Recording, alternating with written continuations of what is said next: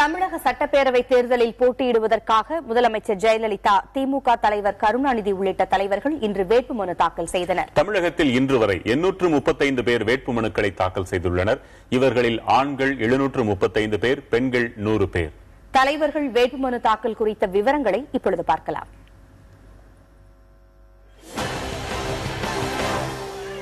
முதலமைச்சரும் அதிமுக பொதுச் செயலாளருமான ஜெயலலிதா ஆர்கே நகர் தொகுதியில் போட்டியிட வேட்புமனு தாக்கல் செய்தார். தண்டையார்பேட்டையில் உள்ள மாநகராட்சி மண்டல அலுவலகத்தில் தேர்தல் நடத்தும் அலுவலர் பத்மஜாவிடம் ஜெயலலிதா தனது மனுவை தாக்கல் செய்தார். அதிமுக அவைத்தலைவர் மதுசூதனன், சசிகலா ஆகியோர் அப்போது உடனிருந்தனர்.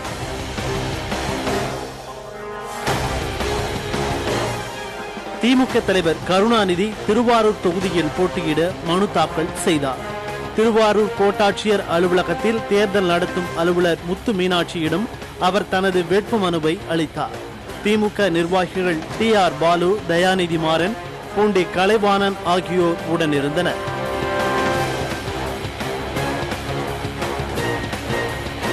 இதேபோல் பாட்டாளி மக்கள் கட்சியின் முதலமைச்சர் வேட்பாளர் அன்புமணி பென்னாகரம் தொகுதியில் போட்டியிட வேட்புமனு தாக்கல் செய்தார்.